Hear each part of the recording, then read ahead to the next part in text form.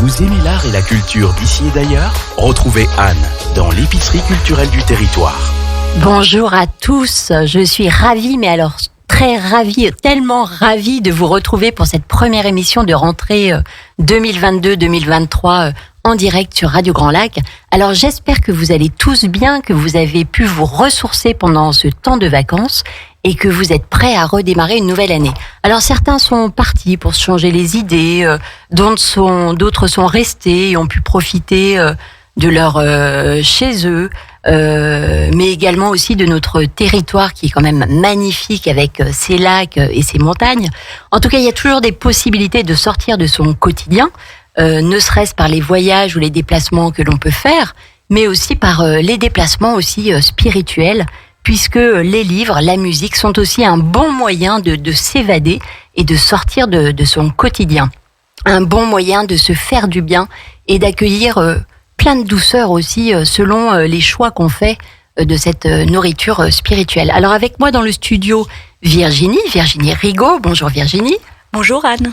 Qui est bien sûr, pour ne pas le répéter, libraire à la librairie Chemin Faisant, l'excellente librairie Chemin Faisant à Aix-les-Bains. Alors Virginie, tu nous parleras toi aussi de tes coups de cœur en matière de cette rentrée littéraire. Oui, tout à fait, j'ai sélectionné 2 livres pour vous. Albert Bennoulou, bonjour Albert. Bonjour. Grand spécialiste des métiers du livre, parce que vous avez été typographe, libraire, vous êtes auteur, directeur commercial en édition, éditeur, et j'en passe, il y en a sûrement d'autres. Et lecteur. Et lecteur passionné. Passionné. Puisque vous lisez tous les jours. Presque. Oui, ça, je m'abîme les yeux à lire. Mais vous avez des bonnes lunettes. Et aussi dans une deuxième partie de l'émission, Pierre Gorzilus, le directeur artistique du Festival des Nuits Romantiques, sera aussi avec nous. Il nous parlera de cette douceur générée en fait par la musique, et notamment cette année, le festival sera consacré à l'œuvre de Richard Strauss. Donc on en parlera aussi dans un deuxième temps. Mais pour accueillir et introduire le sujet, on va se laisser bercer par la tendresse chantée par Bourvil. Sur les bords du lac du Bourget, la radio autrement. Radio Grand Lac. Vous aimez l'art et la culture d'ici et d'ailleurs ? Retrouvez Anne dans l'épicerie culturelle du territoire. Ah, la tendresse, quelle jolie chanson chantée par Bourvil, comme on vient d'entendre. Et il y a une très belle version aussi de Marie Laforêt, ce que me disait Albert Bennoulou. N'est-ce pas Albert ?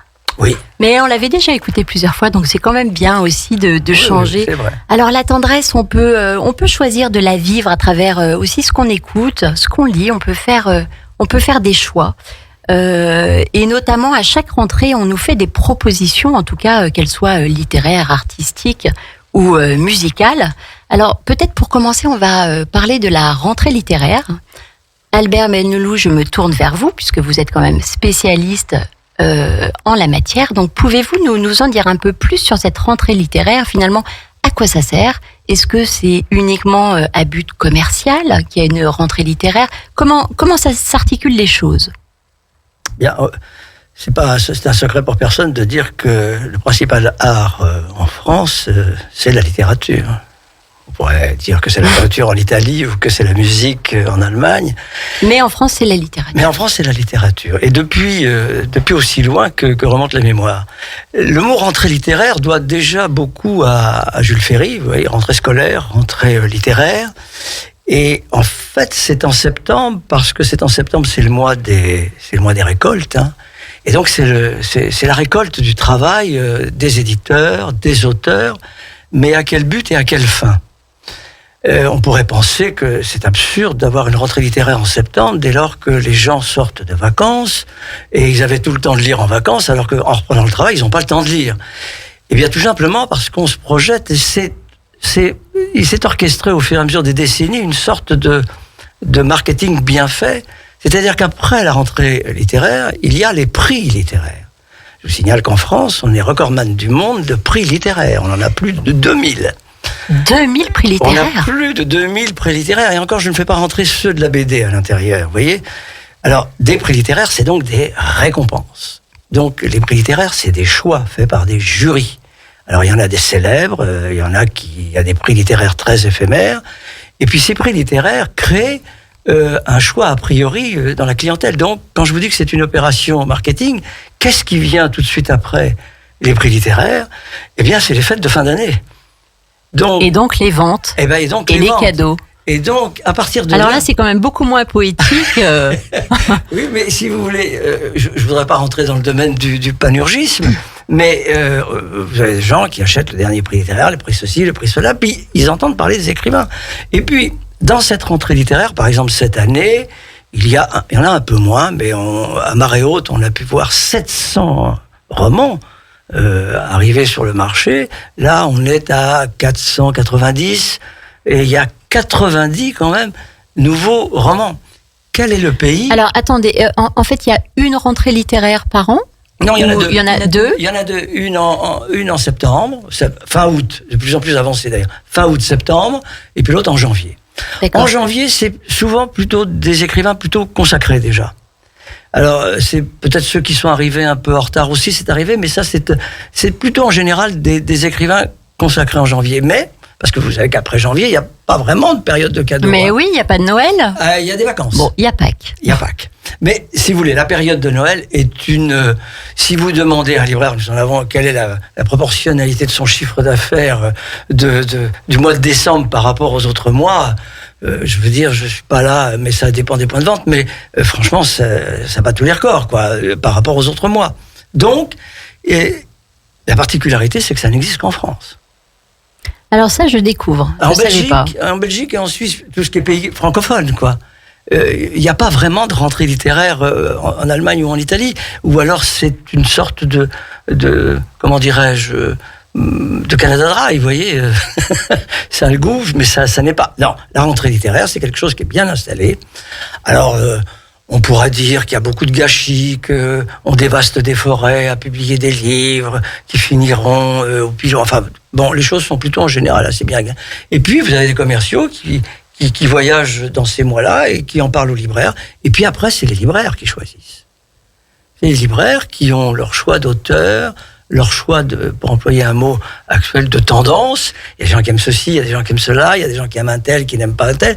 Et donc, ils font leur choix. Et à partir de là, eh bien, je crois que je vous ai fait l'autre jour un parallèle entre le libraire et le pharmacien, vous savez. Ah oui, j'avais beaucoup aimé ce parallèle. Oui, d'ailleurs, j'aimerais bien que vous le refassiez à l'antenne, parce que c'était très parlant. L'image était très forte. Le pharmacien prend soin du corps et le libraire prend soin de l'âme, vous voyez.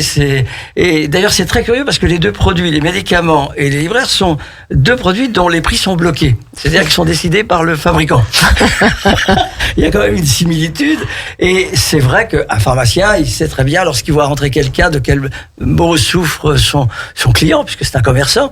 Et en général, le libraire sait, quand il connaît sa clientèle, quels sont les goûts de ses clients, et il peut être à même de lui conseiller ceci ou cela.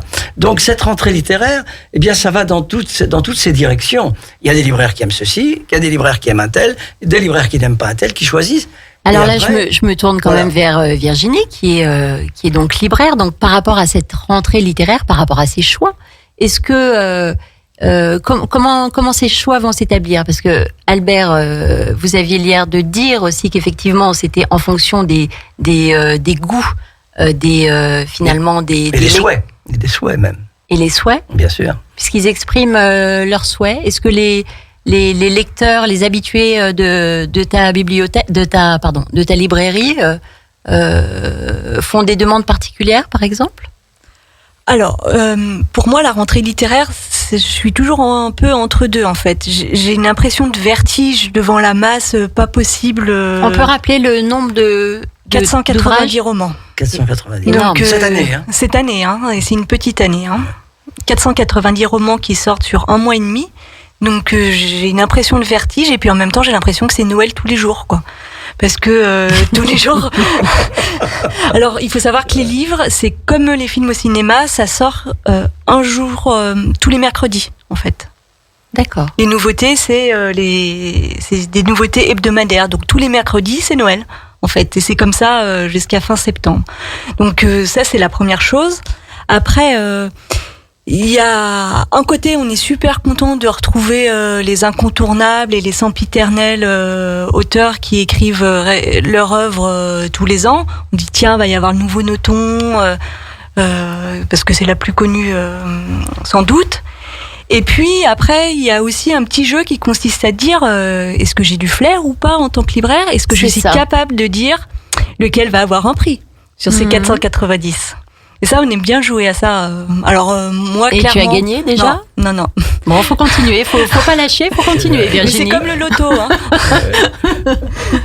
Mais alors, quand tu expliques ça, en fait, je me dis, mais est-ce que ça ne risque pas d'être un petit peu enfermant aussi ? C'est-à-dire qu'à partir du moment où le libraire choisit, il va forcément. Est-ce qu'il n'aura pas tendance à aller forcément vers, on va dire, toujours les mêmes, c'est-à-dire peut-être ses goûts, les goûts des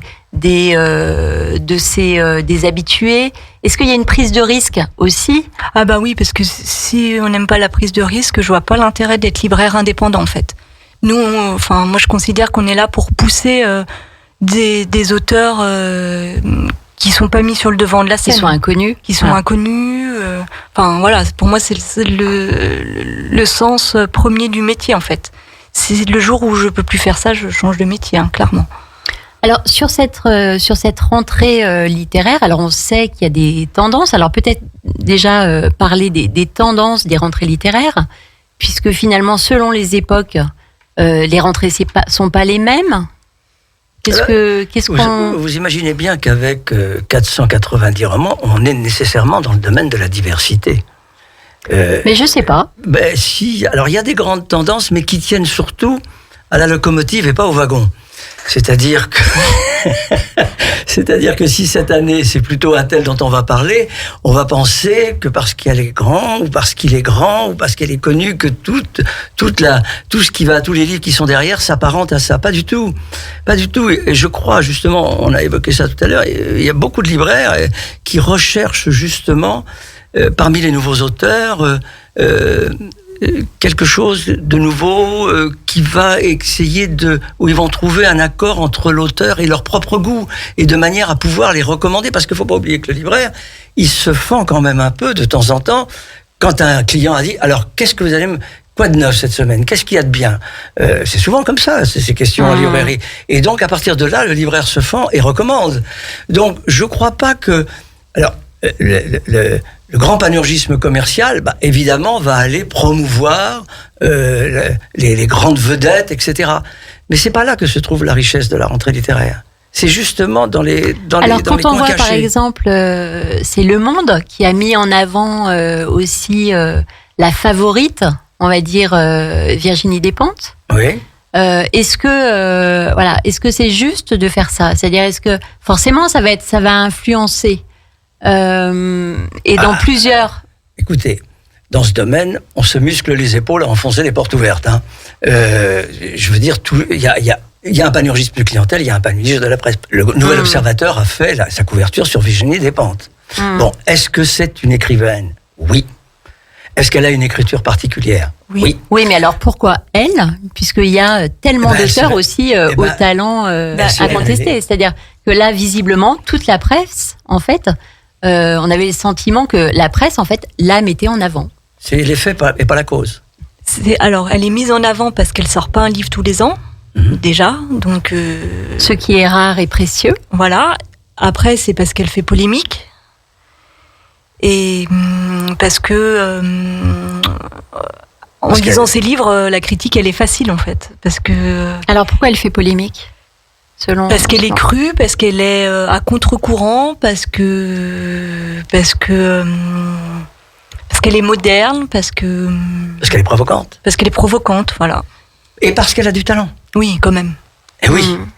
Il faut pas oublier ça. On peut très bien ne pas aimer un auteur, ce qu'il dit, ce qu'il écrit, mais au moins reconnaître qu'il a du talent. Et c'est les lecteurs qui le disent. Quand on regarde les témoignages des lecteurs de Virginie Despentes, dont je ne suis pas, je le dis d'entrée, on est quand même obligé de se poser des questions. C'est la même chose avec Houellebecq.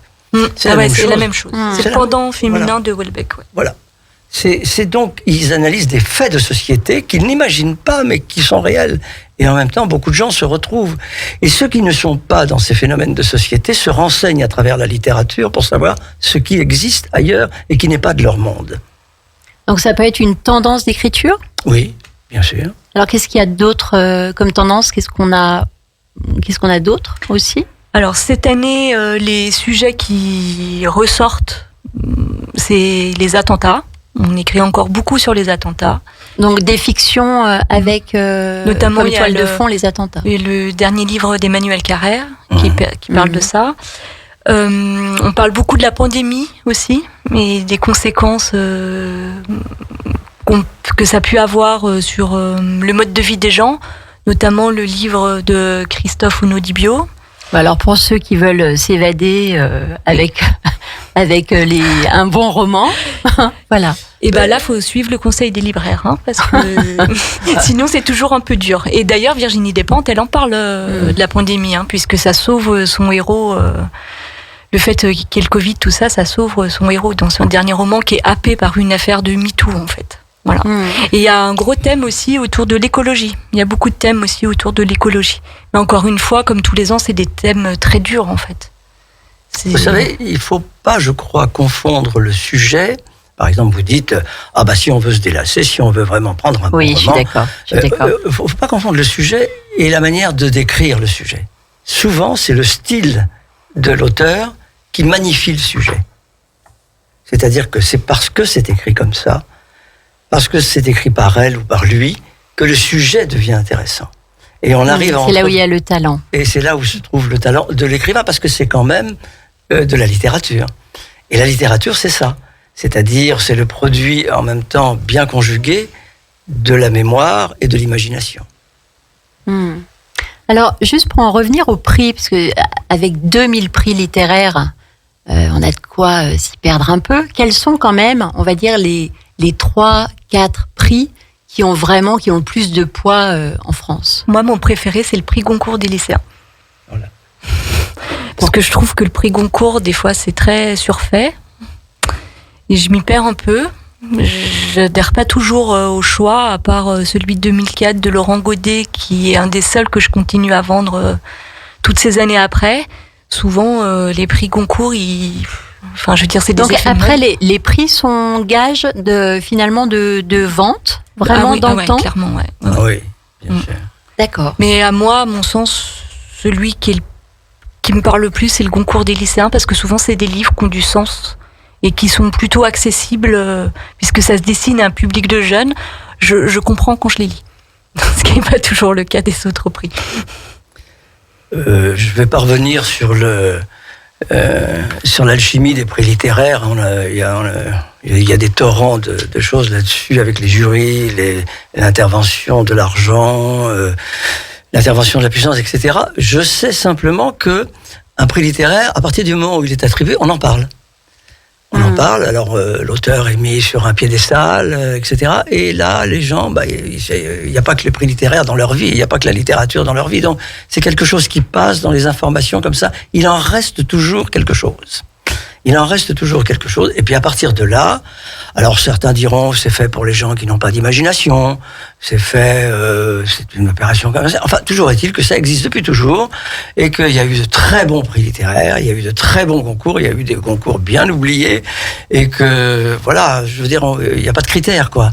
Mais ça reste quand même là aussi un élément tout à fait français. Voilà. Alors, vous avez le prix féminin. Est-ce que le prix féminin s'adresse d'abord aux femmes ou pas? Non. Parce qu'il est décerné par des femmes. Bon, c'est un critère, mais c'est pas pour autant que le féminisme y trouve son compte.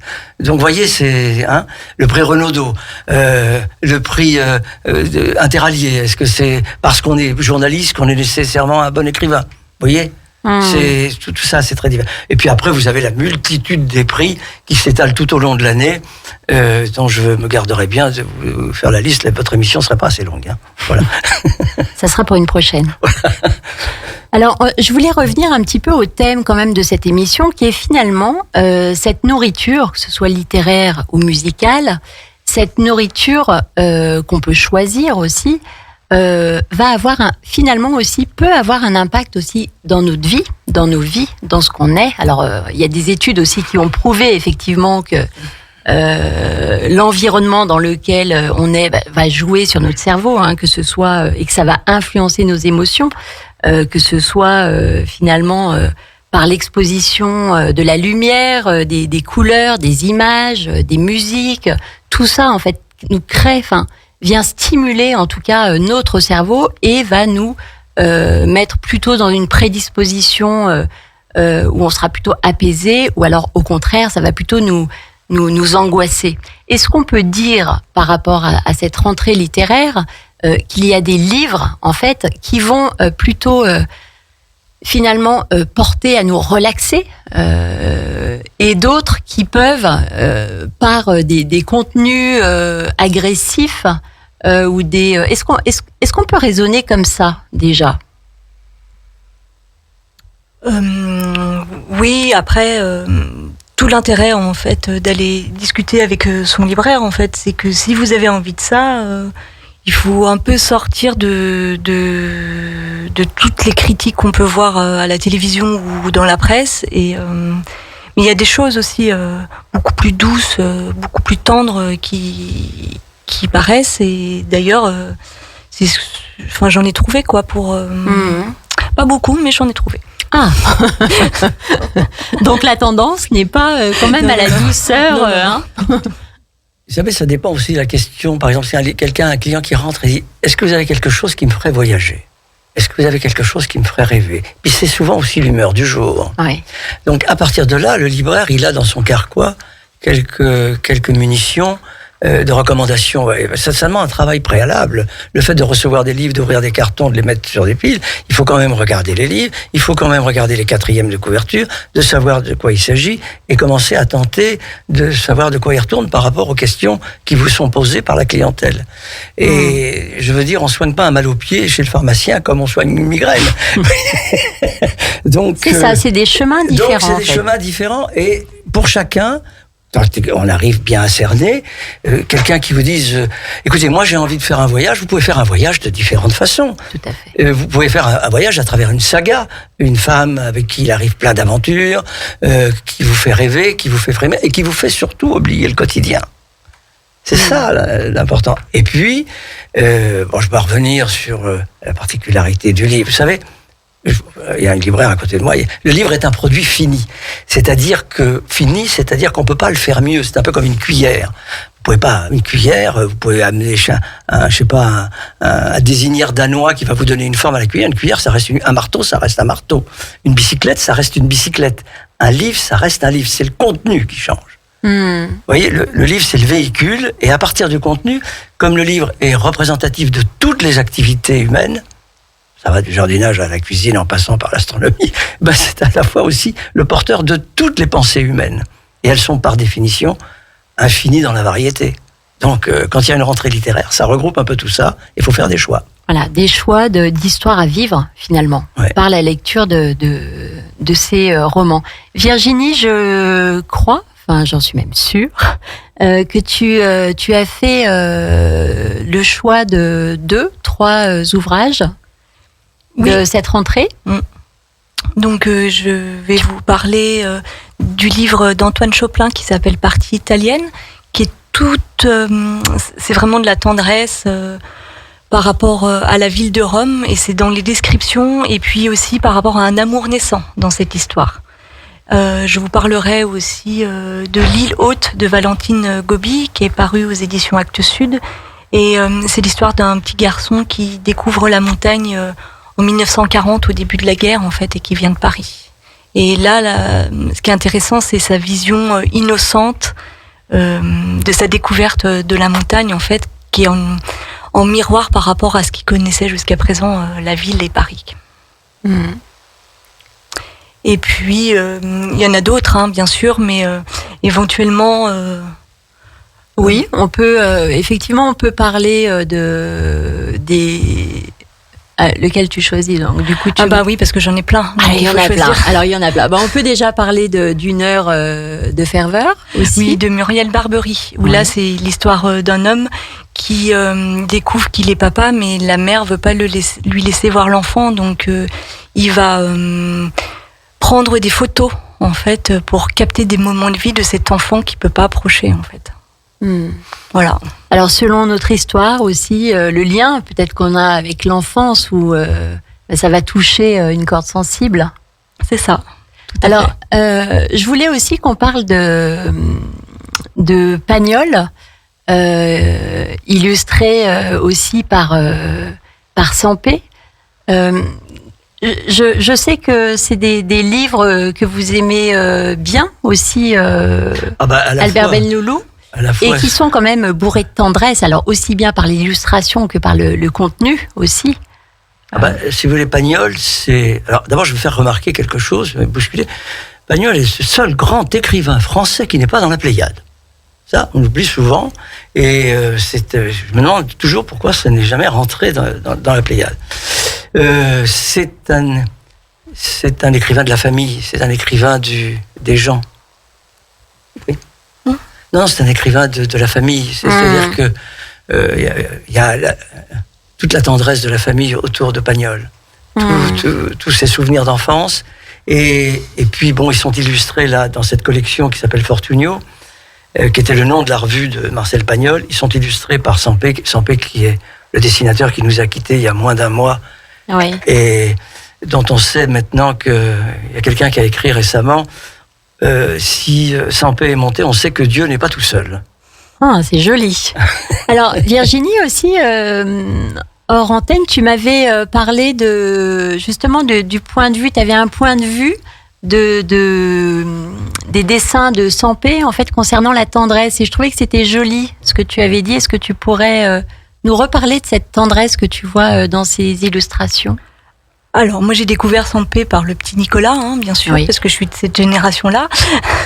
Mais ce que je voulais retenir, c'est les dessins qu'il a fait pour le New Yorker, si je me trompe pas. New Yorker, oui.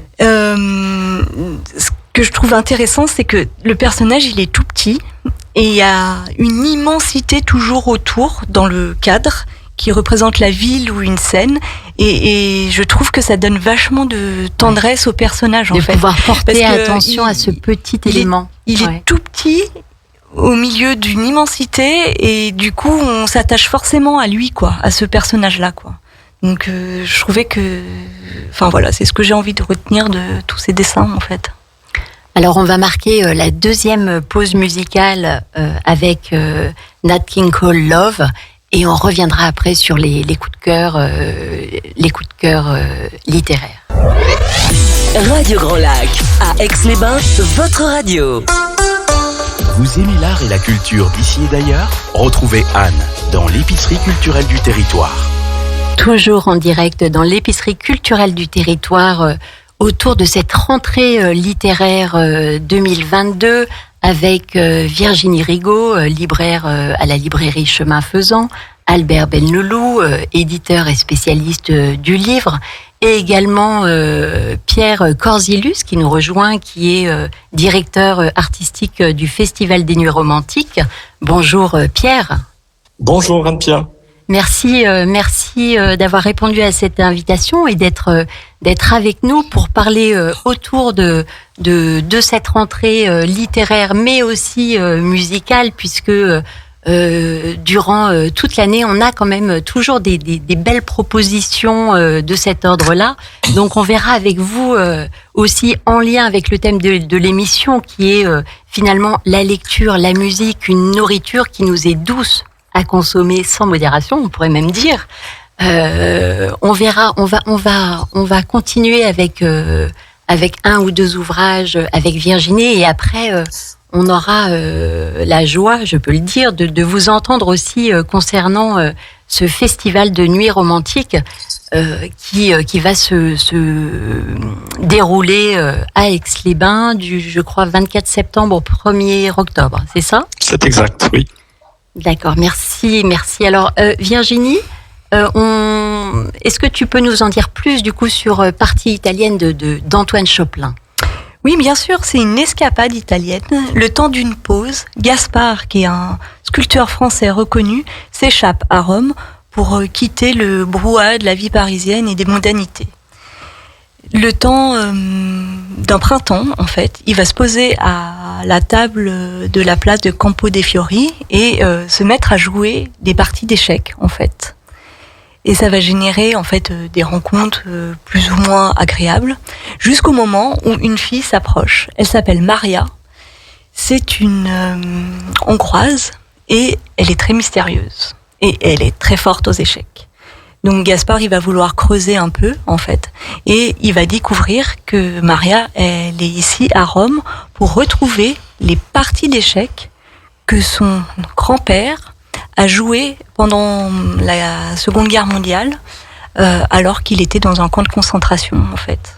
Et il était dans un camp, et l'Allemand qui l'avait pris sous son aile, pour éviter qu'il soit gazé, clairement, et il a noté toutes les parties d'échecs qu'ils ont fait ensemble. Et elle part, en fait, à la recherche de ces parties. Donc, je vais pas vous dire si elle les retrouve ou pas.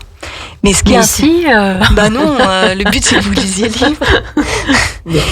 Mais ce qui est très intéressant dans ce livre, c'est la manière dont Antoine Choplin, en fait, décrit la ville.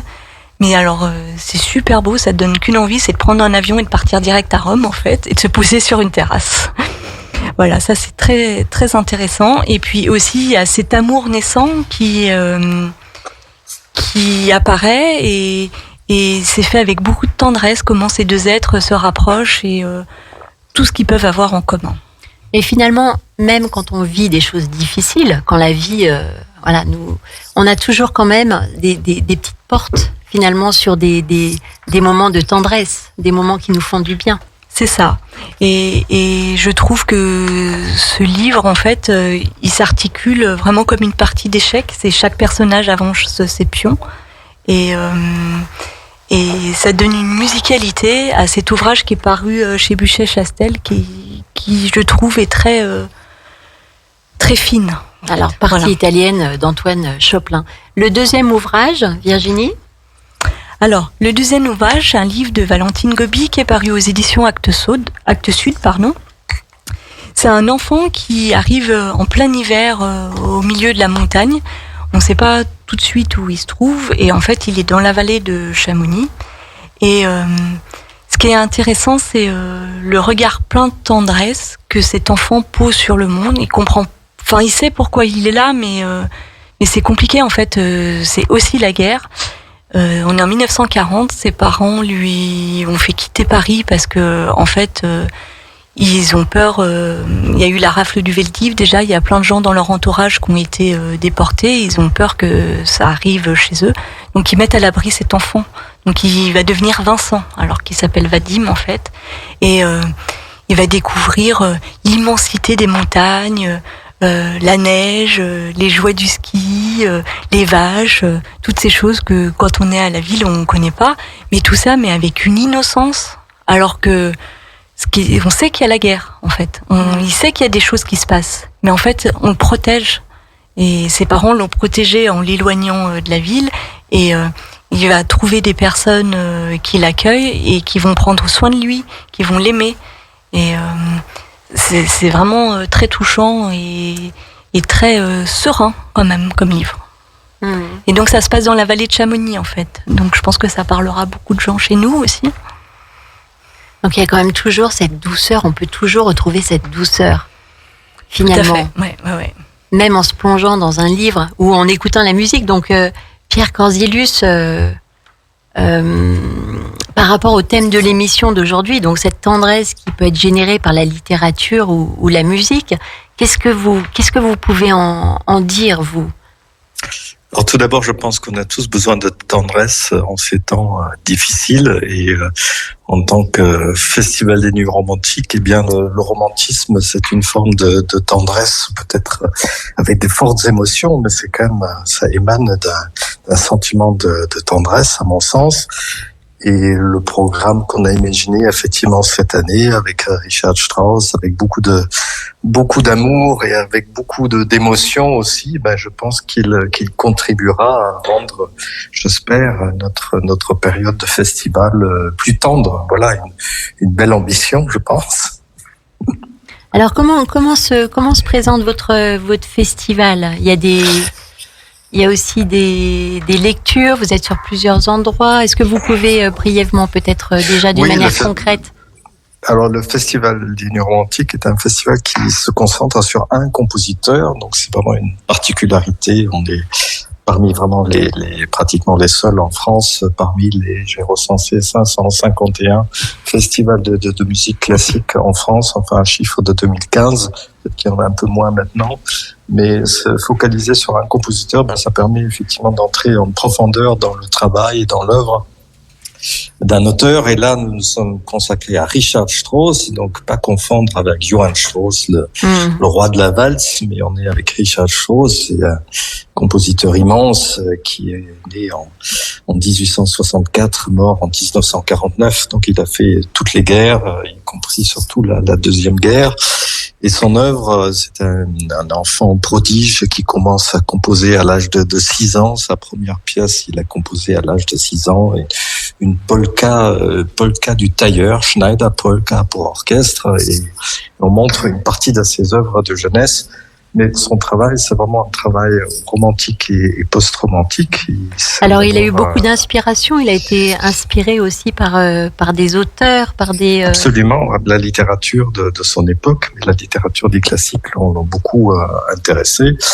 Et alors, si on parle de lecture contemporaine, dans une des œuvres qu'on donne dans le premier concert, les 4 derniers leaders, donc une œuvre composée à la toute fin de sa vie, il a fait des choix tout à fait inhabituels. Il s'est intéressé au texte d'Hermann Hesse, ses poèmes, donc qui sont assez peu connus.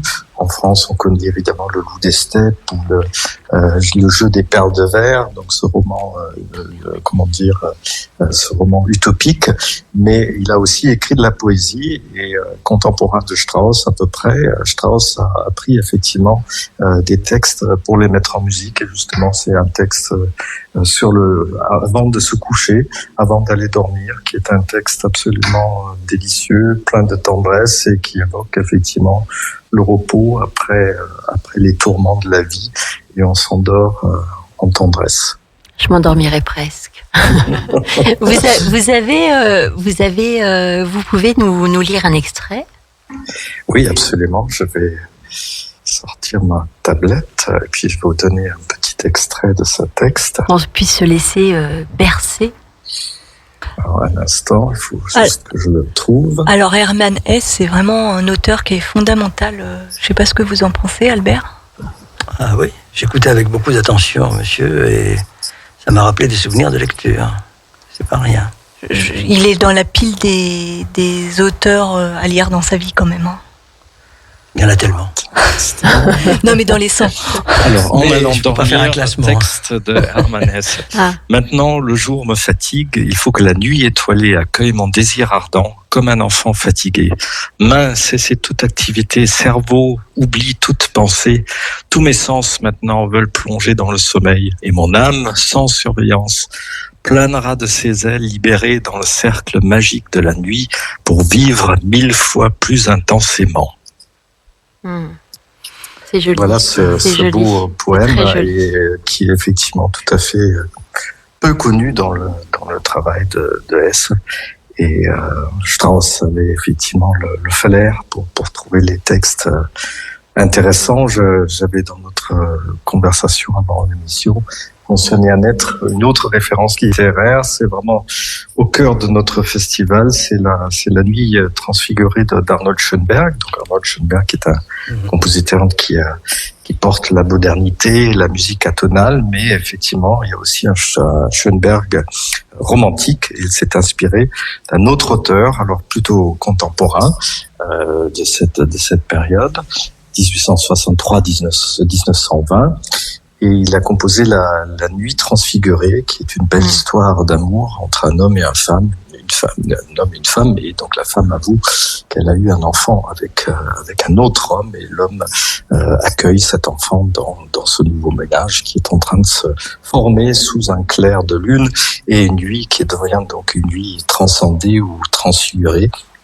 Et cet auteur, Richard Demel, encore une fois très peu connu en France, qui a aussi écrit un roman utopique, un jeu du rêve, très peu édité aussi.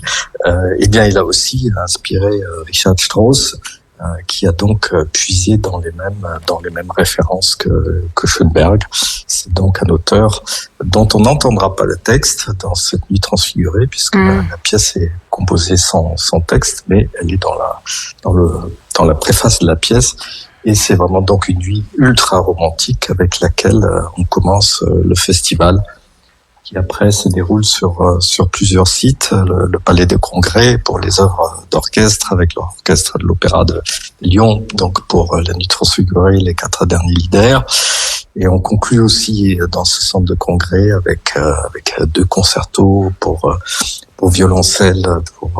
Comment ça se passe? Il y a une représentation, un concert par soir? Comment? Les concerts sont surtout concentrés le week-end. D'accord. Donc, premier week-end le 24, le dernier week-end donc le 30 septembre. Concert d'ouverture au Palais des Congrès et clôture, mais aussi des concerts qu'on a baptisés des concerts Odyssée, qui sont de petits formats. Là, on pourra découvrir le travail de Richard Strauss, très très jeune, avec des œuvres qu'il a composées à l'âge de 16 ans ou de 18 ou 20 ans, pour la musique de chambre, le piano. Et on a aussi le site de l'abbaye de Hautecombe, qui est aussi un lieu hautement romantique, où on a des concerts où on est porté aussi, il y a des lieux aussi qui absolument. portent. Ça porte, et on a là-dedans aussi une autre œuvre avec référence littéraire qui est Enoch Arden. Alors là, c'est un poète que vous connaissez peut-être un peu mieux. Il s'agit d'Alfred Tennyson, cet auteur de l'époque victorienne très très très important, qui a donné le texte d'Enoch Arden, un pauvre pêcheur qui part en mer pour subvenir aux besoins de sa famille. Il fait naufrage, revient des décennies après pour découvrir que sa femme a refait une vie avec une autre personne. Et comme Ulysse, il découvre ça, mais il ne se dévoile pas, alors que Ulysse se dévoile, mais il laisse sa femme tranquille et meurt de chagrin. C'est donc, quand même des sacrées preuves d'amour aussi. Il y a des choix qu'on fait aussi qui portent la tendresse et l'amour d'une manière plus... Absolument, oui. Et toute la musique peut-être de Strauss dans ces thématiques de tendresse, elle est vraiment pleine de tendresse. On connaît Strauss à travers ses opéras. La plus célèbre, c'est certainement le Chevalier à la Rose. Et le Chevalier à la Rose, c'est une grande histoire d'amour entre la maréchale et donc un homme beaucoup plus jeune. Et là aussi, la maréchale se sacrifie au bonheur de son jeune amant, qui part évidemment avec une jeune femme beaucoup plus appropriée à son âge.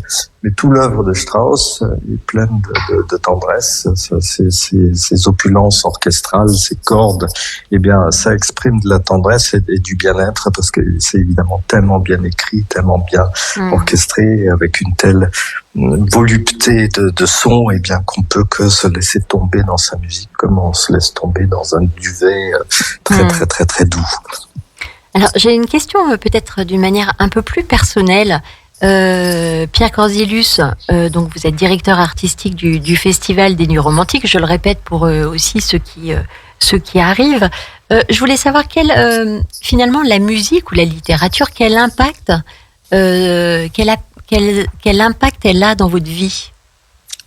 Oh ben elle fait toute ma vie. Quand j'étais petit, j'ai toujours fait de la musique, donc elle m'a accompagné dès mon plus jeune âge. Et la littérature, effectivement aussi, dans le sens où j'ai grandi donc une partie en Allemagne, donc j'ai la double culture française et allemande, aussi littéraire, et donc ça crée toujours des tensions littéraires de comparer des auteurs de la même période, français et allemand, et de voir après aussi comment ils ont été traduits dans un sens ou dans un autre. Donc la lecture me quitte pas, et l'avantage de la musique, c'est qu'effectivement vous n'avez pas besoin de le traduire, donc je peux écouter 2 fois plus de musique que de littérature. Et si la musique n'avait pas été dans votre vie, est-ce que vous pensez que vous auriez été quelqu'un d'autre? Certainement.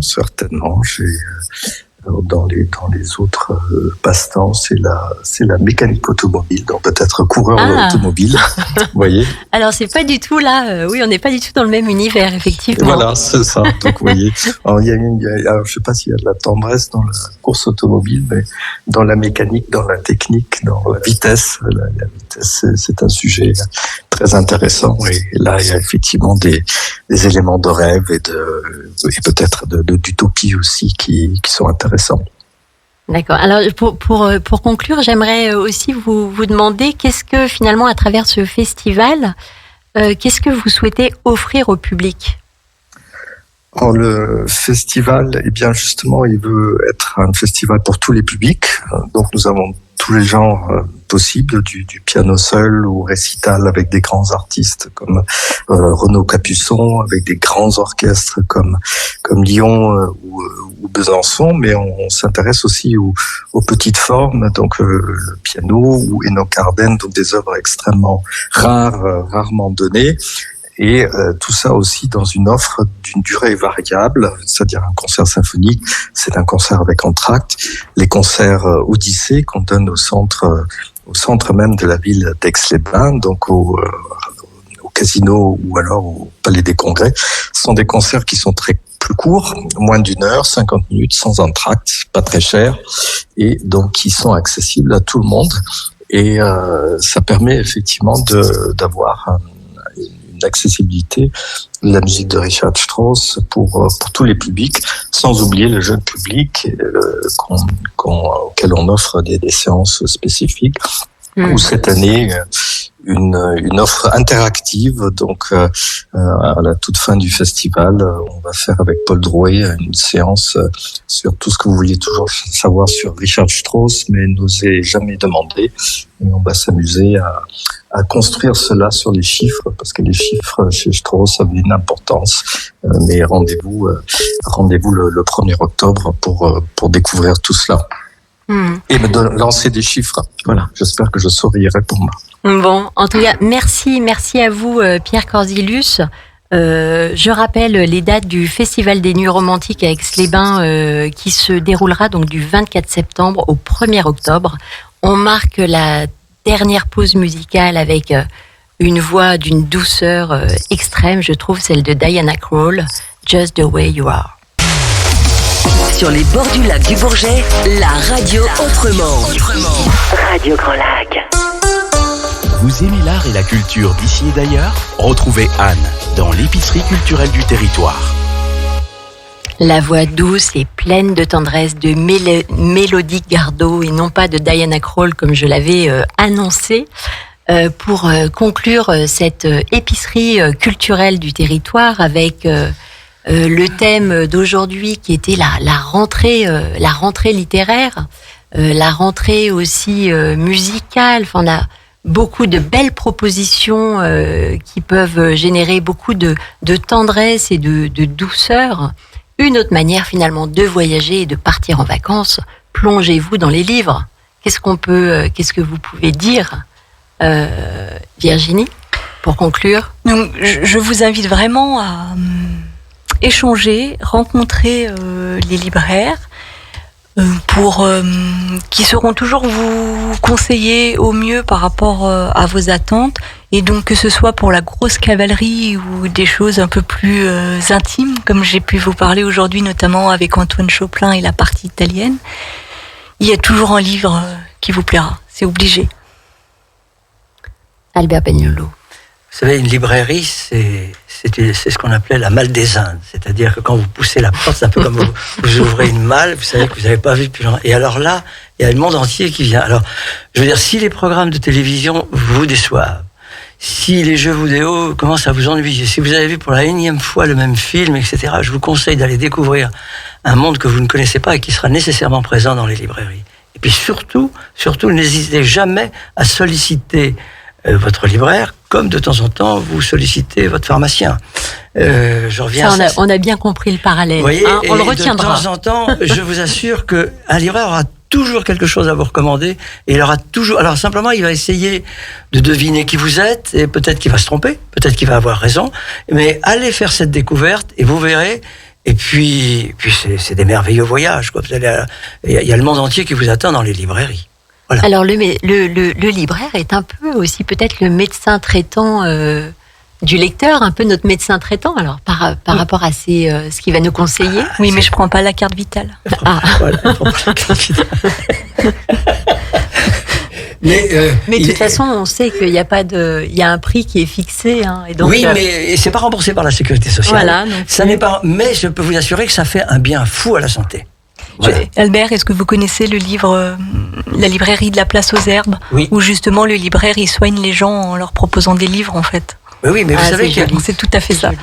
Il y a une trentaine d'années, ils avaient fait un sondage en France pour savoir quelle était l'image parfaite du bonheur. Et alors, il y avait des tas de choses. Et puis, les gens avaient retenu, mais alors majoritairement, une personne en train de lire sur un banc, sous un arbre. Parfait, pour conclure l'émission, il est 14h. Merci à vous d'être venus. Merci de nous avoir suivis. Je vous rappelle juste les dates du Festival des Nuits Romantiques à Aix-les-Bains du 24 septembre au 1er octobre.